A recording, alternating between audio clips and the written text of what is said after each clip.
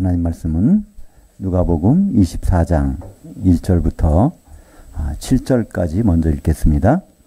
그런데 그 안식일들 후 첫날 새벽에 이 여자들이 그 준비한 향품들을 가지고 그 무덤에 가서 그 돌이 그 무덤에서 굴려 옮겨진 것을 보고 들어가니 주 예수의 시체가 보이지 아니하더라. 이로 인하여 근심할 때에 문득 찬란한 옷을 입은 두 사람이 곁에 섰는지라. 여자들이 두려워 얼굴을 땅에 대니 두 사람이 이르되 어찌하여 살아있는 자를 죽은 자들 가운데서 찾느냐. 여기 계시지 않고 살아나셨느니라. 갈릴리에 계실 때 너에게 어떻게 말씀하셨는지를 기억하라. 이르기를 인자가 죄인의 손에 넘겨져 십자가에 못 박히고 제3일에 다시 살아나야 하리라 하셨느리라 한데, 오늘 말씀을 가지고 성령 받기까지는 꼼짝 말라. 예루살렘 성전의 성령 강림이라는 제목으로 말씀을 나누겠습니다. 우리 누가복음 24장 마지막인데요. 누가복음 만약에 없다면 우리가 얼마나 신앙의 혼돈에 빠질까 그런 생각을 해봅니다. 그죠? 죽은 다음에 우리가 어떻게 될까? 만약 누가복음이 없다고 생각해 보세요. 불신자가 음부에 가는 것도 모를 테이고, 그죠? 과거 우리 믿음의 선배들이 지금 어디가 있는지, 아브라함 품에 있는지 어디 모를 거 아닙니까? 특별히 또 예수님 오른쪽에서 그리스도 안에서 처음으로 죽은 사람, 그 사람이 바로 낙원에 있는데, 만약에 누가복음이 없다면 우리가 죽어서 어디 가서 기다리고 어디 갈까? 전혀 막연할 것입니다. 하늘나라에 올라갈까? 뭐 여러 가지. 하나님의 나라는 누가복음 17장이 그러잖아요. 21절에. 여기 있다 저기 있다 하는 것이 아니라 이미 바리새인들 리더 가운데도 다 있느니라 그러잖아요. 그죠? 그들은 하나님의 나라를 보실 수도 없고 느낄 수도 없지만 하나님 나라는 이미 예수님이 뭐 하실 때부터 성령에 힘입어서 귀신 쫓을 때부터 하나님 나라는 임하여 있다고 말씀하고 있습니다. 이런 많은 사실들이 이 바로 누가복음을 아니면은 우리가 참 발견하기 힘든 것 중에 하나인데요. 특히 누가는 이 과학자입니다. 의사죠. 그래서 이 세밀하게 이것들을 자세히 기록했는데요. 오늘 24장 1절에 보니까 그런데 그 안식일들 후 첫날 새벽에 이렇게 나오는데요. 우리 성경에 보면요. 이렇게 번역되지 않았어요. 안식 후 첫날 이른 새벽에 이렇게 번역해놨어요. 그러니까 예수님이 금요일날 십자가에 달리시고 그 다음에 이제 안식일 지나서 새벽 일찍이 부활하셨구나 이렇게 오해하도록 우리말 번역이 돼 있단 말이죠. 근데 성경에서는 여기가 단수가 아니라 복수입니다. 안식일이 2번 지났다는 거예요. 언제? 예수님이 무덤에 들어가시고 난 다음에. 그러니까 예수님 무덤에 들어가실 때가 언제죠? 그러니까 십자가에 달리신 날은 6월절 날이고요. 그날 저녁부터 무교절이 시작되는 날이잖아요. 명절 첫날. 무교절은 일주일입니다. 일주일 맨 첫날, 명절 첫날은 항상 큰 안식일이에요. 그때 안식일, 그 다음에 중간에 평일이 있었고, 그 다음에는 이제 정규 안식일. 정규 안식일은 일주일에 한 번씩 돌아오죠. 명절이 나오는 큰 안식일은 1년에 그 명절 첫날만 오지만, 보통 안식일, 정규 안식일은 매주일 금요일 날 해질 때부터 토요일 날 해질 때까지 이렇게 옵니다. 그래서 보니까 안식일 2번 있었다는 거잖아요. 금요일 날 십자가에 달리실 일은 절대로 없는 일입니다. 이거는 불가능한 일이에요. 어떻게 안식일 2번 지나서 나오시는데 금요일 날 십자가에 달리실 수가 있습니까? 근데 우리는 너무나 이것을 당연하게 여기잖아요. 금요철화를 왜 할까요? 금요철화가 시작된 그 연휴를 하십니까? 주님이 십자가에 금요일 날 돌아가셨다는 거예요. 우리가 발 뻗고 잘 수 있느냐. 그러니까 좀 같이 모여서 철야라도 하자. 이렇게 시작한 게 금요 철야거든요. 그러니까 이것이 전부가 지금 이 안식일들이라는 단어만 하나만 해도 당연한 건데 우리가 금요 철야하는 거 뭐 나쁘진 않죠. 같이 모여서 기도하고 성경 보고 하는 거 뭐 나쁘겠습니까? 근데 그 기준을 우리가 어디서 잡았냐 해서 우리는 참 엉뚱한 날 잡아가지고 그거를 만약 하고 싶다면 다른 날 잡아야 되겠죠. 그죠? 그래서 여기에 여자들이 등장합니다. 세 여자가 등장하는데요. 뭘 준비했습니까? 향품을 준비했어요. 왜 준비했죠? 시체에 바르려고. 그러니까 이 사람들은 다 어디서 온 여자들이냐면 갈릴리에서 온 여자들입니다. 그러니까 갈릴리에서 올 때부터 예수님이 말씀하셨거든요. 여기 보면 이 천사가 그러죠? 여기도 두 사람이라고 그러는데 오늘 본문 24장 23절에 보면 그것이 천사였다고 얘기를 합니다. 천사. 그러니까 이 두 천사가 사람 모습으로 나타나서 한 얘기가 뭐라고 그랬죠? 갈릴리에서 주님이 너희들한테 한 얘기 기억 안 나느냐 그러는 거예요. 그 얘기가 어디 나왔죠? 마태복음 17장 22절 볼까요?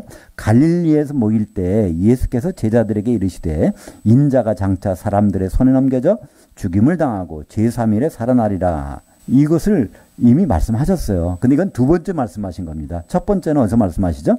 마태복음 16장 21절에 한번 말씀하세요. 어디서요? 가이사라 빌립보로 저 북쪽으로 가서 그때 이제 제자들만 모아놓고 말씀하시죠. 그죠? 그때 내가 그때서야 비로소 이 예루살렘에 가서 장로들 곧 대제사장들과 서기관들의 많은 고난받고 죽임을 당하고 제3일에 살아나야 되겠다. 근데 아무한테도 이 얘기를 하지 말라 그러잖아요. 그죠? 왜 그럴까요? 그날 돌아가셔야 돼요. 다른 날 돌아가시면 안 돼. 그러고 나서 다시 예수님은 이제 갈릴리로 오셨어요. 그리고 이 말씀하시고 다시 또 예루살렘에 가까이 가서 한 번 더 말씀하셨어요. 3번 말씀하셨어요. 근데 갈릴리에서 이 말씀하실 때 이제 우르르 쫓아서 이제 예루살렘 가려고 채비하고 나왔단 말이에요. 여행길 떠나는 거예요. 근데 여기에 이 세 여자도 같이 따라 나왔거든요. 근데 이 말씀 들었으면 예수님 죽으신데 일단 그러면 향품을 준비해야 될 거 아니에요. 그죠? 시체에다 바를 것. 근데 그걸 안 해갖고 나왔어요. 그러니까 지난번 누가복음 23장에 보면 바로 그것이 나오죠. 예, 그걸 예수님 어디 무덤에 묻혀인가를 눈으로 여겨보고 그 다음에 향품을 사다가 준비했다가 안식일이 지난 다음에 하더라. 그러니까 십자가에 달릴 날 눈에 보은 여겨보고 그 다음 24시간 동안은 안 되는 거예요. 왜죠? 큰 안식일, 무교절이 시작된 안식일이니까 가게 문 다 닫거든요. 그러니까 큰 안식일, 목요일 날 지나서 금요일 날 가서 가게 가서 하다가 그 다음에 금요일 날 저녁부터 토요일 날 저녁까지 안식일이니까 가야 되는데 너무 캄캄하니까 새벽에 일찍 간 거잖아요. 그래서 이 향품을 그때 바르려고. 그러니까 부활을, 예수님 분명히 했거든요. 3일에 부활하겠다. 그러면 그때는 이미 부활한 걸 알 텐데 죽는다는 것도 그들은 안 믿었고 부활한다는 것도 안 믿고 그러니까 이 세 여자들은 아주 지긋지긋하게 믿음이 없는 여자들. 그죠? 정은 많았지만 예수님을 사랑해서 눈물 흘리고 했지만 믿음은 참 없는 여자들. 그래서 제가 가로 열고 빨간 글씨 이건 제가 써는 거예요. 이 믿음 없는 여자들이 그 준비한 향품 가지고 왜냐하면 시체에다 바르려고 하는데 시체는 거기 당연히 없거든요. 왜냐하면 토요일 날 저녁에 부활하셨잖아요. 예수님은 마태복음 12장 40절에 내가 요나처럼 3일 동안 밤낮 72시간 동안 그 땅속에 있다 나오리라 그랬으니까 수요일 날 저녁에서 바로 이제 주일 날 새벽이면은 이미 72시간 지났으니까 시체는 분명히 없어요. 근데 가서 벌써 그 걱정하잖아요. 누가 돌을 굴려줄까? 연자맷돌로 돌문을 탁 막아놨는데 근데 가보니까 그 열려있고 그 들어가 보니까 아무도 없어. 근데 두 천사가 여기서 얘기해 주잖아요. 갈릴리에서 너들 출발할 때 그때 예수님 말씀하셨잖아. 3일 후에 살아난다고. 여기서 이제 그 얘기가 여기서 바로 오늘 누가복음 24장 7절에 이르시기를 인자가 죄인의 손에 넘겨져 십자가에 못 박히고 제3일에 다시 살아나야 하리라 하셨느니라 한데 그러니까 우리는 여기서 뭘 할 수 있죠? 예수님이 다니시는 곳에는 누가 다 있었어요? 천사가 있었어요. 거기 있던 천사가 여기서 나타나가지고 일러주는 거예요. 그죠? 예수님은 항상 천사들을 대동하십니다. 주님은 오실 때도 마태복음 25장 31절에 모든 천사들을 하늘에 있는 천사들 다 데리고 오신다고 되어 있어요. 그죠? 데살로니가전서 4장 16절에는 예수님은 뭐라고 칭합니까? 세 가지로 칭하죠. 주님, 천사장, 하나님. 그죠? 주께서 천사장의 음성과 하나님 나팔 소리로 이렇게 임하신다고 이렇게 말씀하고 있습니다. 우리는 이 예수님이 적당히 하시는 분으로 생각하는데요. 그렇지 않습니다. 그러나 대부분이 굉장히 꼼꼼하세요. 그리고 그거를 반드시 이루세요. 근데 이것을 유일하게 알아봤던 사람이 한 사람이 있었죠. 그죠? 그것이 바로 누굽니까? 베다니 마리아. 그죠? 참 기가 막혀요. 그죠? 6월절 열세 전에 이제 그 동네에 오신다는 거 소식을 듣고 오늘 저녁에 닷새 전이지? 6월절 닷새 전에는 무슨 일이 벌어져야 되지? 다 가서 가라고 이렇게 6월절 어린 양으로 간택하는 그 장면이 나죠. 향기름을 부어가지고 그래서 예수님이 그리스도가 근데 그리스도라는 말은요 기름이 부어졌다는 얘기예요. 물론 예수님이 성령으로 기름 부음 사건이 있었지만 실제적으로 6월절 양으로 이렇게 기름 부음 사건은 베다니 마리아가 향기름으로 발라서 그러니까 헬라 말로 기름을 붓다가 크리옵니다. 이것이 영어로 시끄러운 과거분사 수동형이 되면 크리스토스.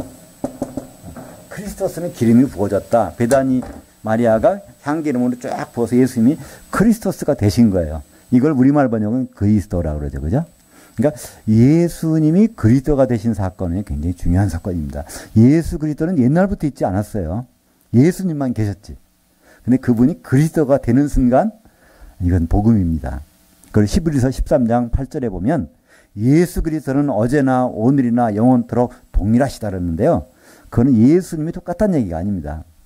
예수께서 그리스도가 되신다는 것은 어제 창세전에 계획되어 있었고 오늘이나 그러니까 십자가에 그것이 이루어졌고 그 효력은 끝까지 간다는 그러니까 바로 예수 그리스도 예수께서 그리스도가 되신다는 계획은 옛날부터 있었고 그 이루어졌고 그것이 효력이 끝까지 간다는 것을 말씀하고 있죠.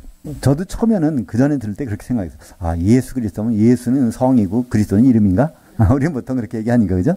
근데 성경에서 말하는 건 절대로 그렇지 않습니다. 8절부터 16절까지 중간에 생략한 부분이 있는데 같이 읽겠습니다. 그들이 예수의 그 말씀들을 기억하고 무덤에 돌아가 이 모든 것을 열한 사도들과 다른 모든 이들에게 알리니 이 여자들은 막달라 마리아와 요한나와 야고보의 모친 마리아라. 또 그들과 함께한 다른 여자들도 이것을 사도들에게 알리니라. 그리고 그날에 그들 중 예루살렘에서 25리 되는 엠마오라 하는 마을로 가면서 이 모든 일을 서로 이야기하더라. 그들이 서로 이야기하며 문의할 때에 예수께서 가까이 이르러 그들과 동행하시나 그들의 눈들이 붙잡혀져서 그인 줄 알지 못하거늘. 이 말을 이제 사도들한테 말하는데 그 사도들이 그거를 잘 이해를 못하죠. 근데 하여튼 이 여자를 신분을 밝힙니다. 여기 보니까 막달라 마리아, 요한나, 야고보의 모친 마리아. 여기서 야고보의 모친 마리아가 누굴까요? 우리는 요것만 보면 조금 잘 모르겠죠? 그죠? 근데 요것을 이제 마가복음, 마태복음에서는요, 야고보와 요셉의 어머니 마리아 이렇게 놨어요. 야고보와 요셉의 어머니. 그냥 야고보 하면은 사도도 야고보가 있으니까, 그죠? 여기서 이제 예수님의 동생, 예수님의 남동생이 4명 있죠? 야고보, 둘째가 요셉, 셋째가 시몬, 넷째가 유다. 그래서 여기다가 일부러. 그러니까 한번 여기 보세요. 이 누가는 성모 마리아라는 표현 안 쓴 거예요. 지금 카톨릭에서는 마리아에서 막 숭상하잖아요. 일부러 여기서 그냥 예수님의 모친이라고는 안 쓴단 말이에요. 그냥 일부러 야고보의 모친 마리아라는 거예요. 예수님과 이 사람과의 관계. 그러니까 요한복음에서 예수님의 모친이라는 말을 한번 써요. 근데 그건 기록자가 쓴 것이고 예수님은 여기에 여자여라고만 하잖아요. 그죠? 여자여, 당신 아들이요. 그리고 사도 요한한테 바로 네 어머니라 이렇게.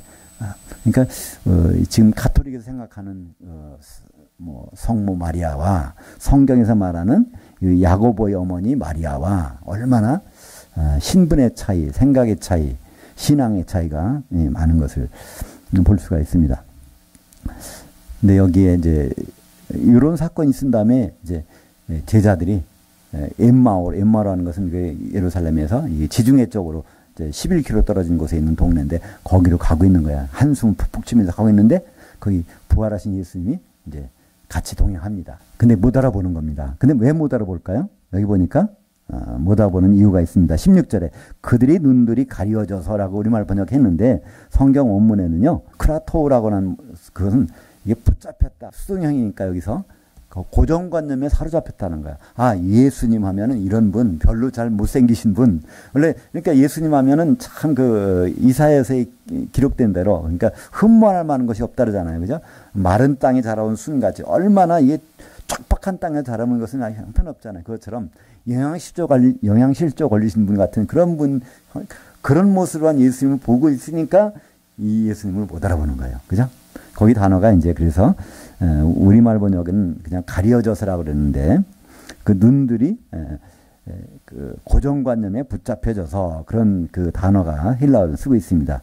그래서 예수님을 못 알아봅니다. 우리는 부활을 일반적으로 이런 몸이 부활하는 거 생각합니다. 유대인들이 부활을 믿는 사람이 있고 안 믿는 사람이 있었어요. 그죠? 사두개인들은 아예 안 믿고 바리새인들은 믿었는데 바리새인들은 바로 이런 몸이 잠깐 죽었다가 다시 되살아나는 걸 생각합니다. 근데 예수님은 그런 경우도 있어요. 많은 사람이 죽었다 살아났잖아요. 예수님은 그 십자가 달리시고 할 때 무슨 일이 벌어졌어요? 무덤에 있는 성도들이 뛰쳐나오고 살아나잖아요. 그 부활이 아니란 말이에요. 왜 그럴까요? 이런 몸이 그냥 살아나오는 거니까. 나사로가 죽은 지 4일 만에 나오는 거 부활 아닙니다. 다시 죽잖아요. 그것은 부활이 아닙니다. 그래서 부활의 첫 열매라고 하는 것은 예수 그리스도. 바로 고린도전서 15장에 나오죠. 그러니까 예수님이 그 부활의 첫 열매 29절인가요? 부활의 첫 열매. 그 다음에는 바로 예수님이 강림하실 때 바로 그 안에 있는 사람들이 그때 하는 그 부활. 이것은 어떤 부활일까요? 고린도전서 15장 44절 보겠습니다. 혼의 몸으로 심고 영의 몸으로 살아나나니 혼의 몸이 있은즉 또 영의 몸이 있느니라. 우리말 성경은 또 이것도 번역을 육의 몸이라고 번역하셨어요. 육의 몸. 육의 몸과 영의 몸 이렇게 번역했는데 여기서 그게 아닙니다. 이 혼의 몸이라는 것은요. 그 뒤에 쭉 나오겠지만 아담을 얘기합니다. 아담이 바로 산 혼이 된지라. 그래서 우리는 아담과 똑같은 속성을 가진 몸으로 이제 왔어요. 그죠? 예수님도 이 땅에 오실 때는 어떻게 오셨어요? 아담의 몸같이 그런 혼의 몸으로 오셨단 말이에요. 30세가 되셔서 성령이 임하셔서 많은 일을 행했지만 예수님도 혼의 몸으로 활동하셨습니다. 그러다가 부활하실 때는 영의 몸으로 부활하셨죠. 그죠? 그래서 예수님이 첫 열매라는 거예요. 그런 부활에. 우리는 부활할 때 그런 몸으로 부활합니다. 그래서 여기서 사람들이 고정관념을 갖기 때문에 알아볼 수가 없는 것이죠. 18절부터 27절까지 같이 읽겠습니다. 그 한 사람이 글로버라 하는 자가 대답하여 이르되 당신이 예루살렘에 체류하면서도 요즘 거기서 된 일을 혼자만 알지 못하느냐. 또한 우리 중에 어떤 여자들이 우리로 놀라게 하였으니 이는 그들이 새벽에 무덤에 갔다가 그의 시체는 보지 못하고 와서 그가 살아나셨다는 천사들을 나타나 보았다 함이라. 또 우리와 함께한 자들 중에 두어 사람이 무덤에 가 과연 여자들이 말하는 바와 같음을 보았으나 예수는 보지 못하였느니라 하거늘 이르시되 미련하고 선지자들이 말한 모든 것을 마음에 더디 믿는 자들이여 그리스도가 이런 고난을 받고 자기의 영광에 들어가야 할 것을 알지 않으냐 하시고 이에 모세와 모든 선지자들의 글로 시작하여 모든 성경에 쓴 바 자기에게 관한 것을 자세히 설명하시니라. 네. 그러니까 그들이 지금 이 사건에 대해서 예수라는 분이 돌아가셨는데 어떤 여자들이 살아나셨다는 것을 천사한테 들었다고 하더라. 그런 얘기를 하는데 당신은 모르느냐. 이제 지금 출발지가 같으니까 그죠? 지금 예루살렘에서 엠마오라는 곳을 가고 있는데 그 가는 길에 같이 가는 사람 만났기 때문에 출발지가 똑같단 말이에요. 근데 예루살렘 같이 있었으면서 예수님 보고 하는 얘기예요. 그죠? 당신 이 사건에 대해서 모릅니까? 그랬더니 여기서 예수님이 구약 성경이 전부가 다 나에 대해서 기록된 건데 그러면서 그거에 대해서 설명을 다 풀어주십니다. 여기서 어느 부분을 했는지는 잘 모르겠습니다. 그죠? 창세기부터 말라기까지 다 하셨을 건 아닌 것 같고 그 중에서 이제 핵심적인 부분을 골라가지고 얘기를 딱 이렇게 해주신 것 같습니다. 요한복음 5장 39절에 예수님이 일찍이 말씀하셨잖아요. 그죠? 같이 읽어볼까요? 너희가 성경에서 영생을 얻는 줄 생각하고 성경을 연구하거니와 이 성경이 곧 내게 대하여 증언하는 것이니라. 예, 여기서 성경은 구약 성경입니다. 그죠? 신약 성경은 아직 기록이 안 됐을 때니까 구약 성경은 영생을 얻는 줄 생각하고 그건 영생이라면 무엇일까요?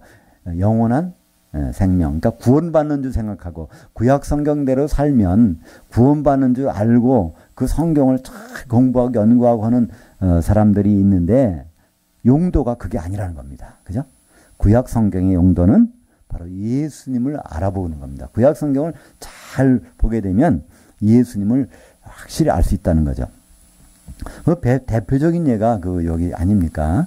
예수님 말씀하신 대로. 요나서를 읽었다면, 그죠? 그 요나가 저 뱃속에 들어간 지 3일, 물고기 뱃속에 들어간 지 3일 만에 나왔어요. 그럼 도대체 이게 누구 얘기일까? 예수님 얘기란 말이에요. 그죠? 그러면 당연히, 그냥 옛날 얘기 듣기 좋으라고 재밌는 얘기가 아니라, 동화가 아니라 예수님이 앞으로 할 일을 미리 보여주는 것이 구약 성경이라고 하면 성경 하나하나를 보고서 우리는 바로 예수님에 대해서 확실히 알 수 있게 되는 것이죠. 28절부터 36절까지 중간에 생략된 부분이 있는데 같이 읽겠습니다. 그들이 가는 그 마을에 가까이 가매 예수는 더 가려 하는 것 같이 하시니 그들이 강권하여 이르되 우리와 함께 유하사이다. 때가 저물어가고 날이 이미 기울었나이다 하니 이에 그들과 함께 유하러 들어가시니라. 그들과 함께 음식 잡수실 때에 떡을 가지사 축사하시고 떼어 그들에게 주시니 그들의 눈들이 밝아져 그인 줄 알아보더니 예수는 그들에게 보이지 아니하시는지라. 일단 거기까지 볼까요? 그들의 눈이 밝아져. 이 밝아졌다는 단어는 디아노이고라는 단어인데요.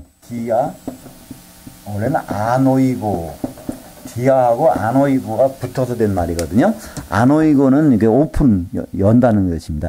디아라는 거는 아주 특별하게 가로질러서 아주 잘 열었다는 거야. 한마디로 영안이 열렸다는 거겠죠. 그죠?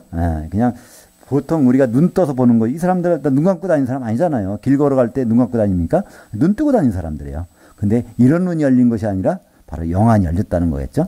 그래서 이제 알아보는 순간에 예수님은 떠나셨어요. 어디로 가셨을까요? 나중에 보면 이제 제자들이 모여 있는 곳을 갔죠. 그죠?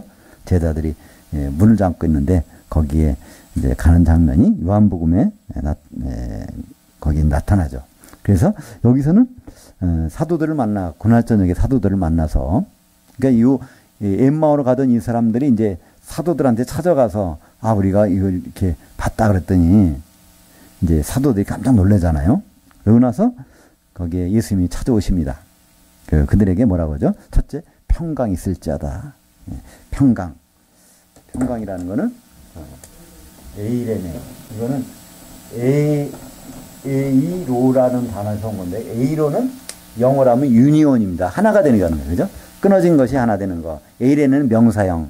그러니까 이게 하나가 되는 것. 누가 하나 되는 걸까요? 바로 하나님과 연결되는 거겠죠? 그죠? 죄가 없어지면 연결되잖아요. 죄가 있으면 단절되지만. 그러니까 제자들이 가장 필요한 것은 연결되는 겁니다. 그래서 그러니까 부활하신 다음에 처음 사도들을 만나가지고 에이레네. 히브리 말로 하면 샬롬. 이렇게 먼저 하시죠. 그러고서 하는 말씀이 요한복음 20장 22절에 보면 이 말씀을 하시고 그들 향해서 숨을 내쉬며 이르시되 성령을 받으라. 우리 영어 번역은 이렇게 돼 있어요. 그러니까 그 자리에서 성령 이렇게 후 하고 성령 받으라고 그 자리에서 성령 받는 것처럼 우리말 번역은 돼 있단 말이에요. 근데 성경 원문에 보면 그렇지 않습니다. 이 말씀을 하시고 이제 숨을 크게 내쉬는 거예요. 그러니까 숨을 내쉰다는 건 뭘까요? 이제 본격적인 명령을 하신다는 거예요. 그죠? 어떤 말을 할 때 그러잖아요. 숨 고르기를 한 다음에 한번 진짜 말을 명령하잖아요. 그죠? 딱 평강이 있을지어다 한 다음에 하고 나서 성령을 받아야 된다. 그 말씀을 딱 하시는 거예요. 그러니까 여기서 성령을 불어주신 것은 아닙니다. 성령을 받아야 된다는 명령을 하신 것이죠. 그 그러니까 성령을 받기까지는 기다리라고 하시잖아요. 오늘 끝에 보면, 그죠? 그래서 기다리다가 오순절날 받게 되죠. 많은 사람들은 여기 부분에 대해서 혼동합니다. 이때 성령도 주셨는데 이거는 조금 주신 거고, 나중에 충만하게 주신 거다. 오순절날은 충만하게 주신 거고, 이때는 조금밖에 안 주셨다. 이렇게 하는데, 그건 맞지 않습니다. 하나님의 성령이 조금 받았다가 별거 아니고, 많이 받으면 또 그럴까요? 그런 건 절대로 아닌 것이죠. 그래서 거기에 그들이 깜짝 놀라는 상황에서 설명을 합니다. 그들이 영인 줄 알았다는 거예요. 보통 이 영인 줄 알았다는 건 뭘까요? 우리는 성경에 보면 귀신이라고 그러죠. 귀신 많이 나오는데요. 이 더러운 귀신, 귀신. 근데 성경 원문에 보면요. 귀신이란 단어도 있긴 있어요. 다이몬이라는 단어가 있어요. 그러나 일반적으로 영이라고 돼서 영을 우리말은 귀신이라고 그랬어요. 영인데 이것이 나쁘다 그러면 귀신이라고 번역한단 말이야. 여기서도 예수님이 어떤 영적인 존재만 이렇게 막연히 생각을 이렇게 하는 거죠. 천사인지 뭔지 이렇게 생각하는데 그게 아니라 확실하게 보여주시는 거예요. 그죠? 식사를 하신단 말이에요. 거기서 같이. 근데 식사를 하는데 이게 어떤 몸인가요? 영의 몸이니까 이거는 아주 효율이 100%. 그러니까 배변이 없어요. 변이 안 나오는 거예요. 그죠? 변이 뭔가요? 변이라는 건 찌꺼기가 나오는 거잖아요. 완전히 100% 이게 산화된다고 하면 이게 우리가 먹는 음식은 유기물입니다. 그죠? 유기물이에요. 유기물은 보통 탄소, 산소, 수소의 화합물이에요. 그것이 완전히 분해되면 이게 다른 찌꺼기가 안 나옵니다. 유기물이 분해되면 뭐가 되죠? 이제 사모님은 잘 아실 텐데. CO2하고 H2O. 유기물이 완전 분해되면요, 이 가스하고 이제 수증기가 나와가지고 사실 아무것도 없어지는 거예요. 그러니까 예수님 거기서 생선도 드시고 뭐도 하셨지만 그 완벽한 거기에 되면은 그건 아무것도 없는 거예요. 그러니까 그거는 따로 소화 기관을 가지실 필요도 없어. 따로. 그러니까 우리가 이것을 연결시키다 보니까 이렇게 이것을 생각해 보는데, 우리는 음식을 드셨으면 뭐 뒷간에 가셔야 되는데 왜 안 가셨을까 생각하잖아요. 영의 몸은 완벽한, 그러니까 그 병도 없고 뭐 아픈 것도 없고 상처도 안 나고 그런 몸으로 바뀌게 되는 것이죠. 우리는 그것이 잘 상상이 안 되잖아요. 근데 제가 자주 말씀드리는 것 중 하나가 뭐죠? 누에아와 나비를 말씀드리는데, 그것도 그들 입장에서는 상상이 안 되잖아요. 그죠? 이 애벌레가 뽕잎을 먹다가 나비 세계 된다는 건 상상이 안 되는데, 갑자기 없어져. 친구가 꼬치 속에 들어가 죽은 줄 알았더니 나비가 날아다니면 그게 상상이 되겠어요? 근데 그것이 우리가 앞으로 겪어야 될 일이라니까요. 우리는 그 과정을 반드시 겪습니다. 이것이 고린도전서 15장 51절과 52절에 나오죠. 한번 볼까요? 보라, 내가 너희에게 비밀을 말하노니 우리가 다 잠잘 것이 아니요 마지막 나팔에 순식간에 홀연히 다 변화되리니. 만약 애벌레라면 나비처럼 변화되는 거죠. 나팔 소리가 나매 죽은 자들이 썩지 아니할 것을 다시 살아나고 우리도 변화되리라. 그래서 우리가 변한다는 것. 우리가 이 신앙은, 우리의 성경 이 내용들은요, 우리의 지식 가지고서는 연결이 안 돼요. 그래서 그런 부분은 어떻게 연결됩니까? 그냥 그건 분명히 있는 일이고, 그 대표적인 예가 예수님이시잖아요. 그죠? 예수님은 그렇게 부활하셔서 식사도 하시고 돌아다니시고, 문이 잠겼는데 그냥 뚫고 들어가시고 나오고 그렇게 하시는, 그것이 바로 부활의 첫 열매. 그러니까 첫 열매가 열렸다는 얘기는 우리도 반드시 그렇게 된다는 증거가 되는 것이죠. 44절부터 49절까지 같이 읽겠습니다. 또 이르시되 내가 너희와 함께 있을 때 너희에게 말한 바 모세의 율법과 선지자들의 글들과 시편에 나를 가리켜 기록된 모든 것이 이루어져야 하리라 한 말이 이것이라 하시고, 이에 그들의 마음을 열어 성경을 깨닫게 하시고, 또 이르시되 이같이 그리스도가 고난을 받고 제3일에 죽은 자들 가운데서 살아날 것과 또 그의 이름으로 죄사함을 받게 하는 회개가 예루살렘에서부터 시작하여 모든 족속에게 전파될 것이 기록되었으니 너희는 이 모든 일의 증인들이라. 볼지어다 내가 내 아버지께서 약속하신 것을 너희에게 보내리니 너희는 위로부터 능력으로 입혀질 때까지 이 성에 머물라 하시니라. 그러니까 여기서 다시 한번 또 말씀하세요. 아까는 엠마오로 가던 두 제자한테 구약 성경이 뭐라는 걸 설명해 주셨는데, 이제 여기 11 사도들한테 말씀해 주십니다. 모세 율법과 선지자의 글들과 시편, 이건 구약 성경을 전체를 얘기하는 거죠. 거기에서 기록된 그 내용 중에 대표적인 것이 바로 죽은 지 3일 만에 살아나는 것. 이것이 바로 초곡절이죠. 그죠? 6월절도 있어야 되고, 무교절도 있어야 되고, 초곡절도 있어야 되고, 그다음에 오순절도 있고, 이 모든 일들이 이제 구약 성경에 기록된 레위기 23장에 보면 7개의 절기가 있는데, 그것이 바로 예수님 통해서 반드시 이루어져야 되는데, 그것에 너희들이 목격자라는 겁니다. 여기서 증인이라는 거는요, 마르티스라는 건 목격자입니다. 우리는 그냥 나도 사도다. 어떤 분들은 그렇게 얘기해요. 나도 사도적 권능을 받았다. 사도다. 또 미국에는 사도 학교도 있어요. 거기 졸업하면 사도증을 줍니다. 근데 사도는 그게 아닙니다. 그래서 분명히 예수님은 목격자예요. 목격자는 딱 12명밖에 없는 겁니다. 물론 이제 거긴 가룟 유다가 빠진 자리에 사도 바울이 들어갔지만, 사도 바울도 목격자잖아요. 예수님의. 뭐 셋째 하늘까지 가서 그분을 뭐 확인한 분이니까. 그래서 이 사도는 바로 이 증인들, 바로 그들에게 그 증인을 세우고, 그러니까 우리 보고 증인 역할을 하는 것이 아니에요. 우리는 사도의 말을 듣고 뭐 하는 사람들입니까? 하나 되는 사람들이에요. 예수님 십자가에 달리시기 전에 기도하실 때 요한복음 17장은 전체가 예수님의 기도문입니다. 겟세마네에서 뭐 땀이 핏방울이 되도록 기도하실 때 기도 내용이 요한복음 17장인데요. 거기에 핵심적인 내용이 20절과 21절입니다. 내가 이렇게 기도하는 것은 바로 이들만 위한 것이 아니라, 사도들만 위한 것이 아니요, 사도들의 말을 듣고서 바로 하나가 되기는 원하는 그 사람들을 위한 이남인이다. 그러니까 사도들을 말을 듣고 하나가 되는 사람들이 누굴까요? 성도들, 그죠? 한 몸을 이루게 될 사람들을 위해서 예수님은 기도한다고 거기서 말씀하고 계셨죠. 그래서 여기에 예수님은 제자들에게 이제 가실 텐데 가시기 전에 당부하십니다. 빨리 가서 증거하고 전도하라고 안 했어요. 뭐라고 그랬죠?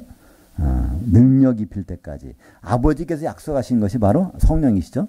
그것이 다른 말로 능력입니다. 능력, 디나미스, 여기서 나온 말이 다이나마이트, 노벨이 발명한 다이나마이트. 이것이 바로 이 능력이란 단어, 디나미스에서 나온 것입니다. 그러니까 성령은 능력이에요. 어떤 능력이요? 하나 되게 하는 능력.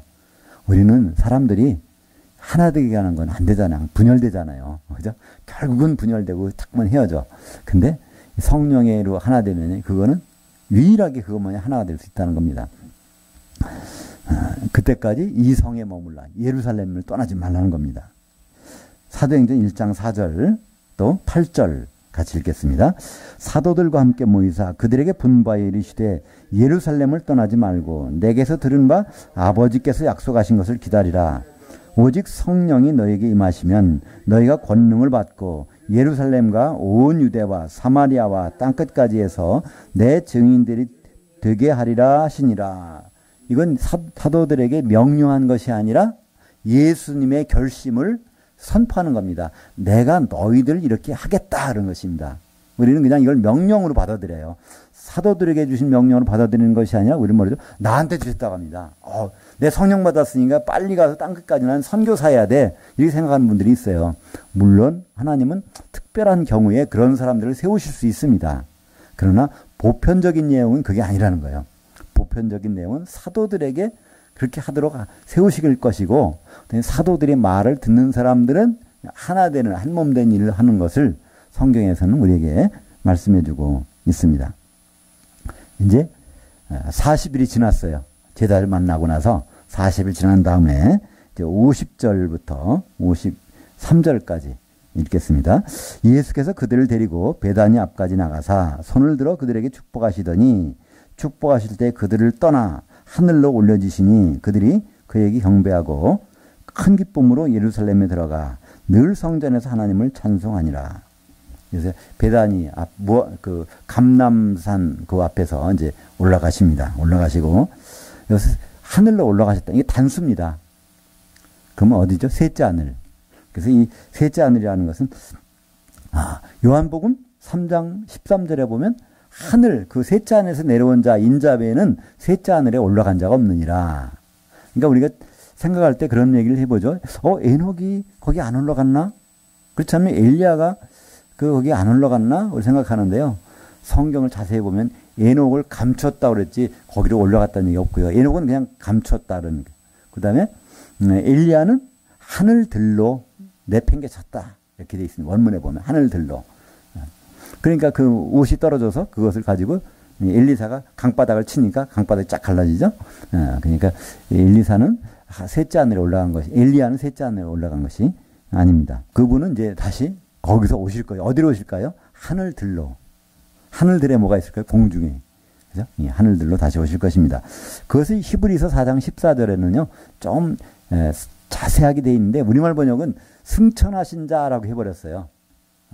근데 성경 원문에 보면 히브리서 4장 14절은요, 하늘들을 뚫고 지나가신 분, 이렇게 해놨어요. 하늘들을 뻥 뚫고 그러면 거기 셋째 하늘이 나오니까. 그렇게 원래 성경은 그렇게 되어 있습니다. 영어 성경은 그런 식으로 표현되어 있어요. 거기를 뚫고 지나갔다 이렇게 표현되어 있습니다. 하늘들을. 그리고 나서 우리는 보통 이렇게 얘기하죠. 오순절날 성령이 임할 때 어디서? 열심히 열흘 동안 120명이 열심히 열흘 동안 기도했더니 성령이 어디에? 마가다라방에 내렸다. 우리가 일반적으로 생각하는 거 아닙니까? 마가다라방에서 120문도가 합심해서 기도했더니 성령이 임했다. 그런데요, 성경에서는 그런 기록이 없습니다. 기도했다는 대신에 뭐예요? 찬송했어요. 찬송이라는 건 그분을 높이고 자랑하고 하는 거예요. 그분은 야 대단하시다 정말. 그분 우리하고 지내셨는데 이제 그분은 지금 거기 가 계시대. 그분이 뭘 보내주실까 참 기대에 차가면서 그분을 찬송 높이는 거죠. 자랑하는 거잖아요. 자랑하고 있는 어디서? 나오고 장소가 나옵니다. 어디죠? 늘 성전에서. 그러니까 누가복음 맨 마지막 장에 보면 성령이 어디에 임하시는지를 알 수 있습니다. 성전에서 찬송을 했어요. 물론 성전에 가기 전에 잠깐 들린 데가 있어요. 사도행전 1장에 보면 마가다락방에 가서 사도 한 명을 뽑으려고 시키지 않은 일을 하느라고 잠깐 한눈판 것밖에는 그 다음에 가서 늘 성전에서 하나님을. 그러니까 이건 맞는 말이에요. 사도행전 기록한 사람이 누가잖아요. 누가복음도 누가가 기록했으니까 이 누가가 기록한 늘 성전에서 있다는 것은 맞는 말이란 말이에요. 언제까지? 오순절날까지. 그죠? 그래서 사도행전 2장 1절에 보니까 오순절날이 이름에 그들이 다 같이 한 곳에 모였더니 이것은 성전입니다. 그죠? 늘 거기서 찬송했으니까. 호련히 하늘로부터 급하고 가는 바람 소리가 있어 그들이 앉은 온 집에 가득하니. 그래서 이 온 집 때문에 사람들을 마가다락방이라고 하는데요. 이 마가다락방, 집이라는 뜻은요, 하나님의 집이라는 뜻입니다. 예수님이 그러잖아요. 이 바로 아버지 집을 이 광도의 구렬로 만들지 말라. 이렇게 이건 만민이 기도하는 집이다. 성전에 와서 그러잖아요. 이건 만민이 기도하는 집이야.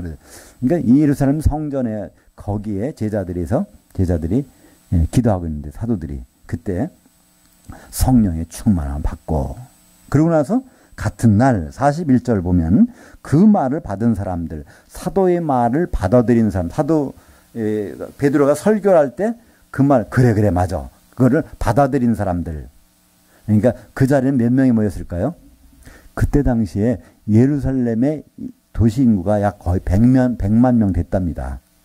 근데 100만 명뿐 아니라 전 세계에 흩어져 있던 유대인들이 모였으면 얼마나 많은 수가 있을지 몰라요. 그죠? 그러니까 예루살렘 성전은 꽉 차고 바깥에까지 쫙 많은 그런 사람들이 이제 모였을 겁니다. 그 중에서 그 설교 내용을 듣고, 그렇다고 가슴을 치고 회개한 사람들, 받아들인 사람들에게는 뭐가 임했어요? 여기 세례 받았다 그러는데요. 바로 성령 세례입니다. 예루살렘은 물 세례를 줄 수 있는 그 장소가 없었습니다. 특별히 없었어요. 예루살렘은 가보신 분은 아시겠지만 고원지대입니다. 높은 데 있기 때문에 거기는 강이 하나도 없어요. 세례라는 것은 항상 흐르는 물에서 주기 때문에 고인 물은 썩은 물이라고 해서 요즘에는 그냥 할 수 없이 뭐 침례교나 오순절 같은 교회에서도 거기다 이렇게 침례통을 만들어 가지고 거기서 이렇게 들어갔다 나오고 하지만 그거는 편의상 하는 것이고 원래는 반드시 흐르는 물에서 했답니다. 그러니까 그 예식할 때는. 근데 예루살렘은 그런 곳이 없습니다. 전혀 없어요. 근데 3,000명이 그걸 했다고요? 이거는 바로 성령이 그들에게 임한 것입니다. 그 말을 받아들이는 사람에게. 그 옆에 사람은 뭐 전혀 아닌데 그 사람, 받아들이는 사람만. 그러니까 거기에 예를 들어서 그 또 동일한 장소에 예를 들어서 10만 명이 문집했다고 생각해 보세요. 주길에서. 그 중에서 3,000명에게는 임한 거예요. 그 말을 받아들이는 사람들에게는. 그건 바로 큰 의미가 있습니다. 오순절날 두 덩어리 떡이 생겼다는 거예요. 성령으로. 그죠? 그건 레위기 23장 17절에 보면 바로 그날 77절 오순절 날에는 10분의 2 에바로 고운 가루를 가지고 떡 2개를 만들어 누룩을 집어넣어 가지고 바로 소재로서 요제로 흔들라. 흔든다는 건 뭘까요?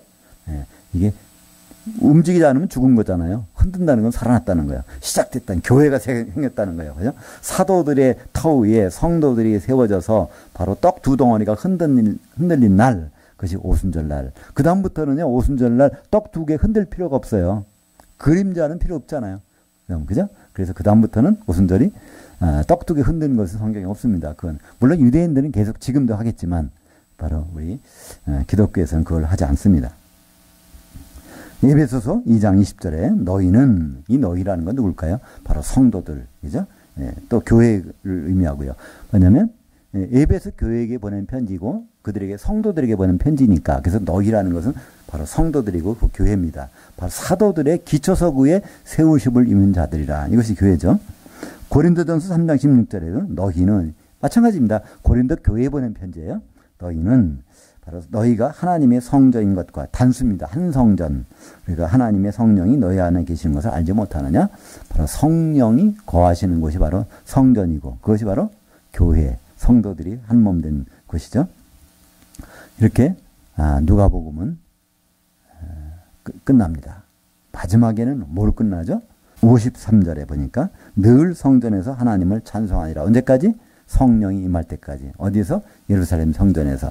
그래서 정말 성령이 임하게 됐습니다. 그러니까 누가복음을 한마디로 요약한다면 어떤 단어가 적절할까요? 한마디로 성령이라는 단어입니다. 성령. 마태복음, 요한복음, 또 마가복음 나름대로 특징이 있지만 누가복음은 성령으로 이게 다 농축된 겁니다. 결론이 그거잖아요. 성령 받을 때까지는 꼼짝 말고 있으라는 거예요. 여기에 전도도 말고 봉사도 말고 기도도 하지 말고 기도도 안 했잖아요. 이 사람들 찬송만 했어요. 하나님, 그죠? 성령 받을 때까지.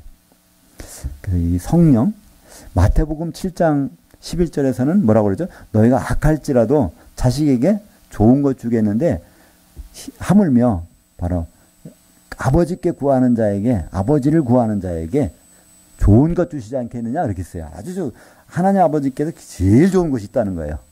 근데 똑같은 문장을 누가복음 11장 13절에서 뭐라고 했죠?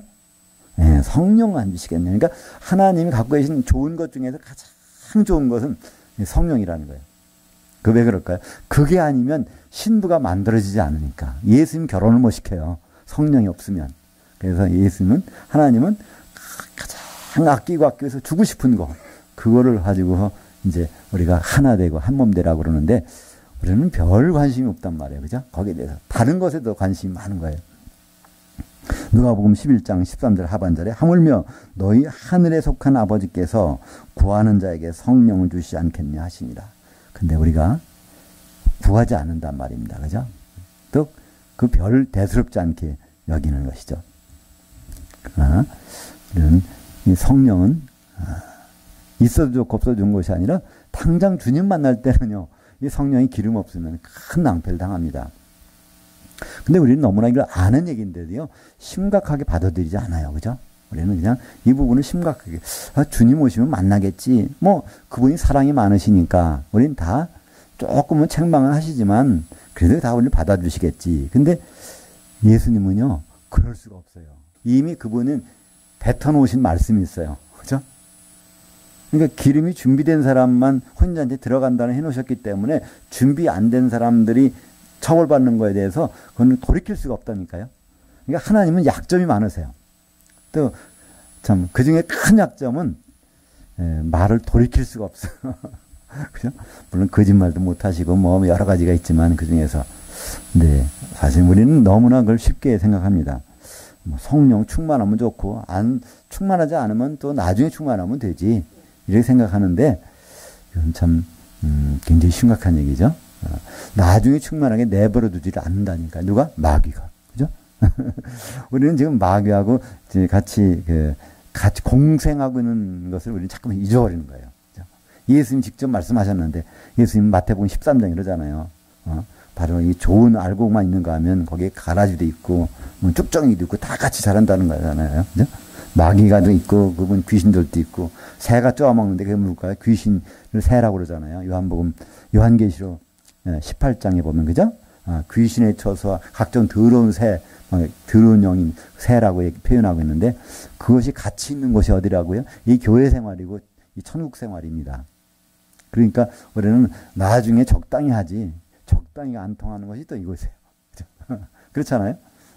그들은 심지어 우는 사자와까지 삼킬 자를 찾고 있다고 베드로전서 5장 8절에 말씀하고 있기 때문에, 우리는 성령을 아무리 강조해도 지나치지 않는데, 우리는 자꾸만 별 감각이 없어지는 것. 참, 그러니까 우리는 다시 한번 이 마귀가 여전히 활동하고 있다는 생각을 강하게 했습니다. 정말 이 누가복음이 없었다면 우리는 너무나 많은 혼란이 있었을 텐데, 이 누가복음이 있어서 우리는 내세 문제, 사후 문제, 또 그죠? 무엇을 하나님은 가장 귀하게 여기실까? 우리에게 가장 필요한 것은 무엇일까? 또 주님 만날 때 당장 필요한 것은 무엇일까? 우리는 확실히 알 수가 있는 것입니다. 기도하겠습니다. 하나님 아버지 감사합니다.